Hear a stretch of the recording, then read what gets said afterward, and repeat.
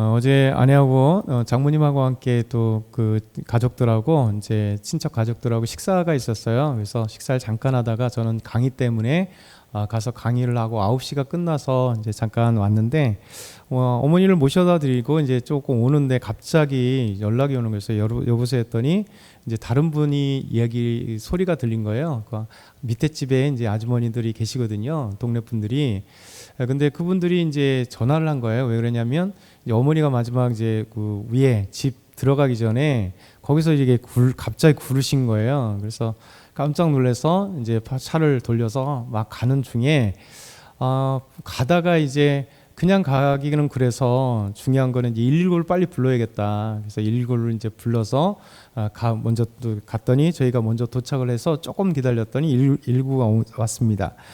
이제 얼마 정도 이제 다쳤는지 모르잖아요. 그래서 가 보니까 이제 분명히 뭐 다른 피는 안 나고 잠깐 이제 그 짧은 계단에서 굴렀기 때문에 그래서 이제 어쨌든 간에 뭐 이렇게 다른 걸 우리가 확인할 길 없고 이제 119를 기다렸다가 그래도 감사하게 금방 오셔서 여러 가지 확인했는데 이제 머리 보니까 이렇게 풀로 이제 튀어나온 게 있다고 하고 이제 못 하고 이제 문제는 이제 그래서 내려와서 119 구급대 차량에 이제 그 타고 그 다음에 이제 문제가 그런 거잖아요. 이제 응급실로 막 전화하는데 그 주변에 뭐 상계백병원이든 을지병원이든 삼육병원이든 뭐 녹색병원이든 그 주변에 큰 대형 병원들이 못 받겠다는 거예요. 이제 자리가 없다는 거죠. 그래서 한참 이제 계속 통화를 해서 결국은 이제 연결된 게 그 옆에 이제 서울의료원이 가게 되는데 문제는 가게 돼도 한 2시간에서 3시간을 우선 기다려야 된다는 거예요. 자리가 없어서. 그래서 우선 서울의료원을 급하게 갔다가 거기서 이제 감사하게도 이제 119 대원들이 이런 얘기를 하더라고요. 여기서 2-3시간을 기다리면 서울의료원은 딱 2-3시간을 기다려야 된다. 그래서 지금 다른 데 한번 전화했더니 한양대 구리병원을 가게 됐는데 했는데 거기서는 그 정도 조금 기다려야 된다. 근데 자기들이 그 경험이 있잖아요. 근데 경험상 거기는 분명히 거기도 2-3시간을 기다린다 하는데 그 사이에 반드시 이렇게 자리가 생긴다. 그래서 혹시 그쪽으로 가시겠냐. 그래서 이제 급하게 그쪽으로 갔습니다. 그래서 가서 이제 혹시 모르니까 이제 여기 여러 진료하고 이제 보호자 한 명만 들어가게 돼 있어서 아내가 들어가서 이제 한참 있다가 오랜 시간 또 기다리다가 감사하게 그래도 한 2-3시간은 기다리지 않고 1시간 좀 넘게 기다린 것 같아요. 그랬더니 감사하게 진료를 받고 혹시 모르니까 이제 CT를 찍고 그리고 나서 이제 한참 다 검사 결과 하니까 거의 1시 반 정도가 되더라고요. 그래서 결론적으로는 이제 이상은 없는 것 같다. 이상 소견은 없는 것 같다. 왜냐하면 겉으로 드러나는 이렇게 외상보다도 혹시 머리가 다쳤으니 피가 뭐 이렇게 나오거나 고였거나 이런 게 문제잖아요. 근데 감사하게 그런 소견은 없어서 이제 안심해서 이제 모셔다 드리고 집에 오니까 이제 새벽 2시 정도가 됐어요. 그래서 어제 그런 생각들 하면서 오늘 새벽도 마찬가지지만 그런 생각을 했어요. 요즘에 이제 의료 현실이 되게 것들이 어려워지면서 각 병원마다 어쨌든 간에 수급들이 안 돼서 이런 저번에 의료 사태 때문에 이게 병상을 가동하는 것도 안 되고 더더군다나 응급실이 없잖아요. 전공의들이 없다 보니까 이렇게 받아주지도 않은. 근데 저희도 어머니가 작은 낙상이고 근데 이제 혈압이 높은 것 때문에 얘기를 하니까 무릎도 안 좋고 뭐 이렇게 얘기를 하니까 안 받는다는 거죠. 혈압이 높으니까 결국 다 안 받는다는 거예요. 큰 것도 아닌데도 그러면 이제 어제 생각해 본 게 진짜 크게 이렇게 다치거나 응급한 상황이면 진짜 TV에서 얘기하는 것처럼 뺑뺑이 돈다라고 하는 얘기가 다른 얘기가 아니겠다. 그렇죠? 이렇게 그냥 우리가 봤을 때 겉보기에도 작은데 이런 것도 안 받겠다 하는데 그 대형 병원들이 안 받겠다고 하는데 그러면 진짜 응급한 자들은 거의 안 받겠다 하니 이게 서울 시내 다 돌아다도 안 되겠다라는 생각이 들어요. 그래서 감사한 게 이제 2가지 생각이 들었어요. 한 가지는 만약에 처음에 딱 판단할 때 하나님이 저희들에게 주신 게 우리가 가도 우리가 빨리 가서 옮기면 좋은데 혹시 어떤 상태에 보니까 잘못 옮길 수 있잖아요. 그러니까 응급의료가 낫겠다 해서 119를 신청을 잘했다. 왜냐하면 이분들이 전화를 그렇게 해가지고 다 응급실을 찾는데도 찾지 못해서 그렇게 힘들었는데, 만약에 저희가 어머니를 모시고 그냥 갔다, 응급실도 그냥 갔다 하면 여기서 빠꾸되고 저기서, 그러면 혹시 뭐 나중에는 결과는 좋았지만 혹시 모르는 상태였으니까 얼마나 이게 두렵고 떨렸을까, 그런 생각도 들면서 결국은 결론적으로는 이게 참 의료 현실이라고 하는 것이 어려움을 당했을 때 이런 걸 실제적으로 경험 한번 잠시만이라도 경험을 되면서 이런 생각을 했어요. 그러니까 119 구급대가 이렇게 왔기 때문에 빨리 이렇게 호송이 되고 빨리 어쨌든 간에 응급실을 찾게 되고 그리고 어떤 정보들을 알게 되니까 얼마나 감사한가. 그러면서 하나님이 마치 119 같은 느낌이 든 거예요. 왜냐하면 우리 상황 가운데 어떤 상황이 벌어질지 모르잖아요.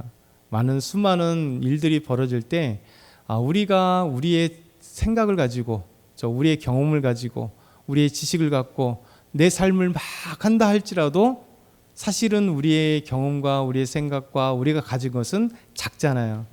근데 하나님께서 마치 119 구급대원들처럼 그분들은 많은 자료들과 정보력과 이런 것에 통해서 우리가 찾고 애쓰는 것보다도 더 정확하게 그리고 더 빨리 갈 수 있는 곳으로 갈 수 있다. 그러니까 하나님은 우리 119 구급대보다도 얼마나 더 모든 것을 알고 계신 하나님인데, 우리 인생을 하나님께 맡기면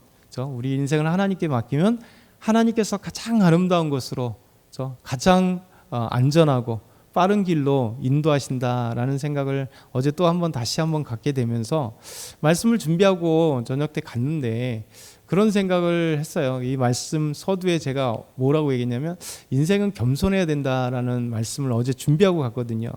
근데 겸손이란 게 뭐냐라고 생각했을 때 내가 중심이 아니라 하나님이 중심이 되는 것. 그러니까 내가 계획하고 생각하고 내가 앞장서 가는 게 아니라 신앙의 겸손은 하나님이 앞장서 가게 하는 것. 그렇죠? 그래서 하나님께서 먼저 가게 하시고 나는 주님을 따라가는 것이 겸손이잖아요. 주님 앞에 우리가 항상 겸손이라 할 때는 우리의 생각이 아닌 하나님의 생각. 하나님 앞에 무릎 꿇고 하나님 앞에 하나님을 신뢰하고 달려나가는 것. 그러면 성경에서 보면 이제 하나님은 우리의 모든 것을 알고 계시기 때문에 가장 선하고 아름답고 좋은 곳으로 인도하시거든요.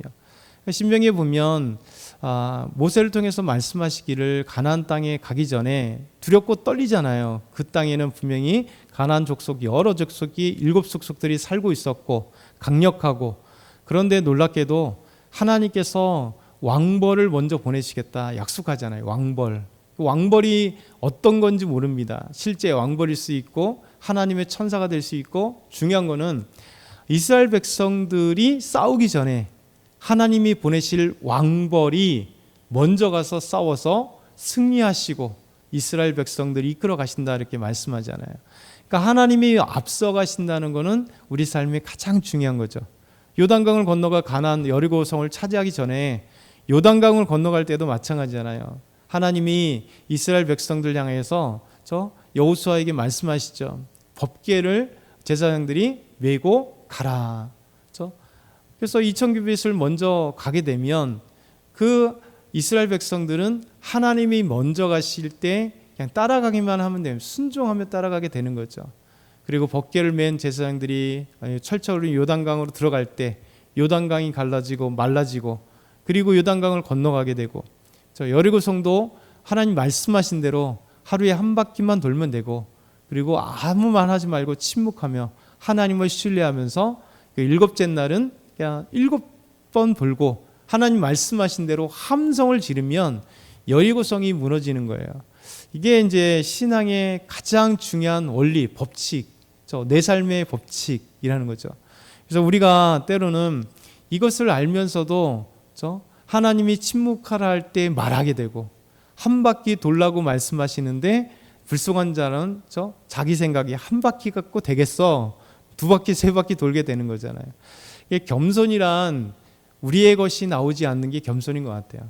나오고 싶어도 하나님이 더 잘 아시고 하나님이 모든 것을 아시기에 내 것을 내려놓고 우리 하나님이 먼저 가시고 하나님이 나를 이끌어 가시기를 위해서 우리 주님께 손 내밀면서 저를 데려가 주세요 하고 주님 앞에 나아가는 것, 그게 바로 겸손이고 우리의 모든 삶에 다 나타나는 것 같아요. 그래야 하나님께서 내가 생각하고 내가 이루는 그 어떤 것보다 가장 아름답고 가장 좋은 것으로 하나님 인도하셔서 그때 가서 하나님이 하셨다라고 고백되게 만드시는 것. 사도 바울은 지금 이제 고린도 15장에 부활장을 얘기하고 있잖아요. 우리 주님께서 부활의 첫 열매가 되셔서 이제 우리가 부활하게 되는, 만약에 부활이 없다면 우리의 믿음이 헛것이요 우리의 전하는 것도 헛것이다, 이렇게 말씀하고 있습니다. 그러면서 사도 바울은 오늘 말씀에 가장 위대한 또 고백을 하고 있죠. 그 고백이 무엇인가? 31절 한번 같이 읽어볼까요? 31절 시작. 형제들아, 내가 그리스도 예수 우리 주 안에서 가진 바 너희에 대한 나의 자랑을 두고 단언하노니 나는 날마다 죽노라. 이게 부활을 얘기하면서 얘기하는 겁니다. 우리의 죽음이 끝이 아니기에. 그래서 사도 바울은 담대하게 이제 고린도 교회 형제들에게 말하는 거죠. 교인들에게 너희들 얘기하면서 내가 자랑하면서 단언한다. 나는 날마다 죽노라. 여러분, 날마다 죽는다는 게 실제 죽는 건 아니잖아요. 그런데 마치 부활이 있어서 우리가 다시 살아나는 것처럼 우리 주님 안에서 내 모든 것을 다 드리고 다 헌신하고, 그래서 내가 나와야 될 나의 자아들, 못된 것들, 이런 것들이 다 죽어져야 저 겸손하게 되는 거죠. 자꾸만 죽는 훈련들이 삶에 경험돼야지 내 자아가 이거 아니구나 하는 것을 알게 되죠. 그래야 겸손하게 되는 거예요. 날마다 죽는 연습이 없고 죽는 그런 상황들이 버티지 않으면 여러분 우리의 어떤 모습을 하게 되는 거예요. 우리 삶은 어떻게 될지 모르잖아요. 우리 주께서 함께 하시는 놀라운 은혜들이 우리 삶에 가득한 모습들을 보게 되는 거죠. 그러니까 하나님을 신뢰하게 되는 거예요. 하나님을 믿고 달려가게 되는 것. 그래서 얼마나 감사하고 감사한지 그런 생각들이죠. 사도 바울은 날마다 죽노라. 이게 이제 우리의 고백이 오늘도 돼야 되는 거죠. 내 삶에 이 못된 자아가 그냥 푹 떠 오늘도 내 생각들이 팍 나올 때, 하나님, 제가 좀 죽어야 되는데 또 내 모습이 나왔습니다. 내 성격이 나와버렸습니다. 내 못된 자아들이 나와버렸습니다. 내 생각이 막 나와버려가지고 내 마음대로 또 하려고 합니다. 내 성질이 막 나와가지고 또 그냥 그렇게 합니다. 그럴 때 하나님은 우리의 성질을 죽여가는 날마다 죽는 삶, 내 자아를 죽여가는 날마다 그 삶을 부딪히게 만드세요. 그래서 우리를 둥글둥글하게 만드시고 하나님 앞에 겸손하게 만드시는 하나님의 은혜인 거죠. 그러면서 사도 바울은 32절 34절에 보면 주님을 위해 살기 때문에 자신은 의미 있는 삶이 된다는 거죠. 우리 32절에서 34절 마지막 한번 같이 읽겠습니다. 나는 사람의 방법으로 에베소에서 맹수와 더불어 싸웠다면 내게 무슨 유익이 있으리요? 죽은 자가 다시 살아나지 못한다면 내일 죽을 터이니 먹고 마시자 하리라. 속지 말라. 악한 동무들은 선한 행실을 더럽히나니 깨어 의를 행하고 죄를 지지 말라. 하나님을 알지 못하는 자가 있기로 내가 너희를 부끄럽게 하기 위하여 말하노라. 아멘. 내가 사람의 방법으로 에베소에서 맹수와 싸웠다면 무슨 유익이 있겠냐는 거죠. 생각해 보세요. 맹수들과 싸우는 검투사들은 그의 목적이 뭘까요? 그냥 살기 위해서 싸우는 거죠. 그리고 이 맹수들과 싸우는 것은 자기가 이 검투사들은 던져주는데 이 검투사들의 목적은 자기 목숨이 이제 죽는 거죠. 거기서 싸우도록 잡혀온 노예들이라든가 아니면 어떤 그 죄를 지어서 신분이 탈락돼서 이제 죄수가 되어서 원형 경쟁장에서 싸울 수밖에 없는 자들이에요. 그래서 사람들 다른 검투사들과 싸우든지 맹수들과 싸울 수 있는 현실이 된 사람들. 그래서 그들의 목적은 유일하게 하나예요. 이 맹수를 죽여야 자기가 사는 거거든요. 또 한 가지 목적은 뭐냐면 이 검투사들은 그러면서 거기서 다른 검투사들과 잘 싸워서 승리자로, 맹수들과 싸워 승리자로 하면 자기가 출세할 수 있는, 다시 죄를 복권할 수 있거나 노예에서 벗어날 수 있는, 검투사들은 그런 특권이 있어요. 잘 싸웠을 경우. 그러면 그들의 특권은 오직 그것밖에 없을 거 아니에요. 오늘 죽지 않기로, 아니면 이런 잘 싸워서 내가 다시 이 노예의 삶을, 죄인의 삶을 벗어나는 길, 오직 그의 목적은 그거잖아요. 그러기 위해서는 무엇을 해야 돼요? 싸워야 되고, 싸운다는 건 뭐냐면 지금 이 관객들, 원형경기장에 그 치열하고 하는 것을 즐기고 있는 이 못된 자들을 즐겁게 할 수 있는 유일한 목적이 그런 거잖아요. 그러니까 사도 바울이 만약에 내 인생이 이 검투사 같이 그냥 맹수와 싸우는 자라면 참 자기 모습이 얼마나 초라하고 우습겠냐 이거죠. 왜? 자기 목숨 살기 위해서. 사도 바울은 그러나 그게 아니라는 거죠. 나는 부활이 있기 때문에 목숨을 위해 싸울 수밖에 있는 처절하게 고현장만, 그것만 생각하는 자가 아니라 주님을 위하여 목숨을 걸어도 얼마나 행복한 사람인지 모른다. 왜? 부활이라는 확신이 우리 가운데 있기 때문에. 만약에 부활이 없었다면 사도 바울은 얘기하잖아요. 죽음으로 끝난다면 오늘 하루 살기 위해서 애쓰는, 그래서 어떤 것이요? 내일 먹고 마시자. 왜? 내일 죽으면 끝날 텐데 오늘 그냥 최선 먹고 마시고 즐기고 그냥 뭐 다 누리는 것이 여기에 목적이 세우는 거잖아요. 내일을 바라보는 사람과 내일이 없는 사람이 다른 점이죠. 내일을 바라보는 사람은 꿈이 있고 하나님이 보이니까 오늘 어떤 충실한 삶을 살 거냐 목표를 세우는 건데, 그러지 않으면 뭐 하겠습니까? 결국 그냥 오늘 하루로 끝내는 모든 삶에 오늘에 초점을 맞춰버리는 거죠. 그래서 사도 바울은 저희들에게 이런 말씀을 하세요.